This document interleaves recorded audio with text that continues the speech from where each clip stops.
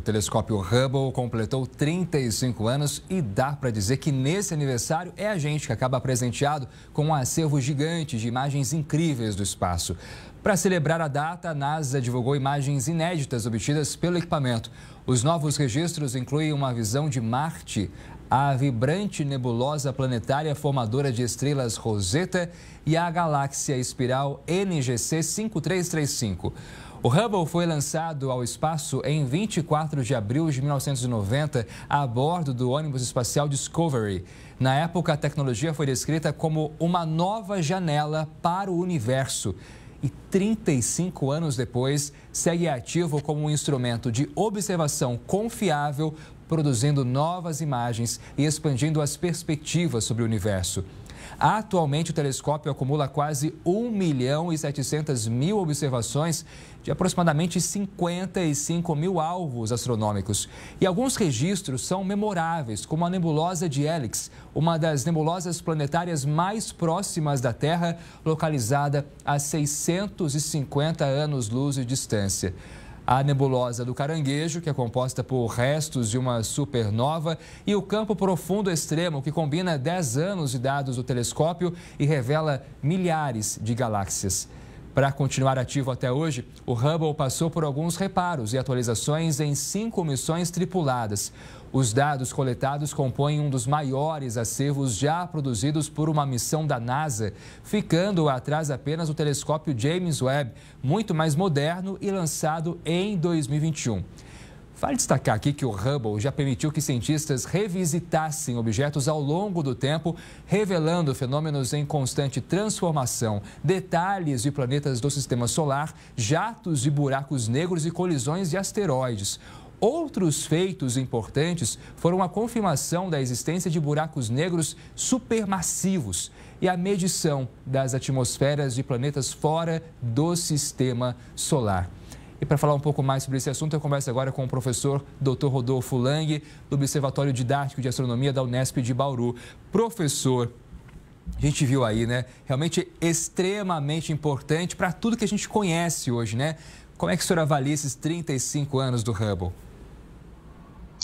Boa tarde, Jonathan. Boa tarde, ouvintes e espectadores do Record News.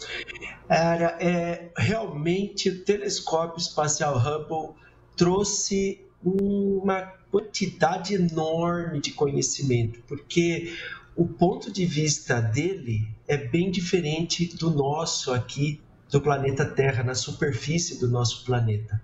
O telescópio espacial, ele fica em órbita do planeta Terra, como se fosse um satélite artificial, né? Então, imagina, ele está a 515 quilômetros, em média, de altitude. É uma distância até que não muito grande, né? 515 quilômetros, mas é muito difícil chegar até lá com foguetes, né? Na época, ele foi visitado por ônibus espaciais. E graças a essas visitas dos astronautas com ônibus espaciais, ele foi consertado, porque no lançamento ele deu problema, né, no espelho. Foi uma grande surpresa, muito chata, quando ele fez a primeira imagem dele em 90, né, 1990, e ele só foi consertado lá para 1993, 94, quando então ele começou de fato capturar essas belíssimas imagens e fazer descobertas que, se não fosse esse telescópio espacial, talvez ainda estivéssemos muito atrasados em descobertas astronômicas sobre o universo hoje em dia. O telescópio não está lá apenas para nos proporcionar essas imagens belíssimas, né? Vai muito além disso. É descobrir o que até então todos nós desconhecíamos. Sim, sem dúvida. Praticamente todas as imagens do telescópio Hubble, elas não são possíveis de serem observadas aqui da Terra com a mesma qualidade. Só para a gente ter uma noção, assim, uma ideia, né, do poder de ampliação desse telescópio espacial, é que imagina uma moedinha de 5 centavos colocada a uma distância de 140 quilômetros da gente. Bom, a olho nu é impossível de observar. E mesmo com os melhores telescópios do mundo aqui na superfície da Terra, seria praticamente impossível de enxergar essa moedinha de 5 centavos a 140 quilômetros de distância. Esse é o poder do telescópio espacial Hubble. E um fator que ajuda muito é o fato dele estar no espaço, né? Por quê? Porque aqui da Terra, quando nós queremos observar as estrelas, os planetas, as galáxias, né? Usamos telescópios, tudo bem. Mas nós temos o problema da nossa atmosfera, do ar. Por que o ar é um problema? Bom, nós precisamos do ar para respirar, então ele não é um problema desse tipo. É um problema para a astronomia. Por quê? Porque a luz que vem dos astros tem que atravessar a atmosfera. É como se a gente tivesse mergulhado numa piscina querendo enxergar o espaço, não é? A parte de fora da piscina com nitidez. A gente não consegue, porque a água vai atrapalhar muito. É como se fosse isso aqui, ó. Por exemplo, eu tenho aqui uma foto, né? Uma foto do próprio telescópio espacial Hubble impressa aqui nesse papel fotográfico. Então a gente consegue enxergar com nitidez essas estrelas. Mas imagine que eu coloque na frente esse plástico de transparência, né? Esse plástico transparente. Olha como distorce a imagem das estrelas, né? Elas ficam ruins de serem observadas. Então é como se esse plástico fosse a nossa atmosfera na frente da gente. A luz das estrelas, elas são distorcidas, elas são desviadas pelo ar da atmosfera. Então, mesmo usando os melhores telescópios do planeta aqui na Terra, nós temos esse problema do ar da atmosfera atrapalhando a qualidade das imagens. Por isso que o telescópio espacial Hubble está fazendo, mesmo com 35 anos de idade, grandes descobertas ainda hoje. Pois é, professor. E como a gente trouxe aqui também, já foram várias atualizações desde que ele foi lançado ao espaço. Imagino que seja uma tarefa muito complexa, não é? Você fazer essas mudanças com ele já lá em cima. Ah, com certeza. Primeiro, a gente tem que lembrar que ele está a uma altitude de 515 quilômetros, né, em média, né? E ele está numa velocidade de 25 mil quilômetros por hora. Então, qualquer foguete que leve algum astronauta para fazer uma manutenção no telescópio espacial, que até agora foi como mostra essa imagem aí, né, com ônibus espaciais. Então, os astronautas, eles tiveram que acoplar o ônibus espacial, né, a nave espacial deles, com a mesma velocidade, com a mesma altitude, com a precisão muito grande para encostar direitinho nele e os astronautas abrirem as portas do Hubble, do telescópio, trocarem as peças, instalarem novos equipamentos que deu defeito, né?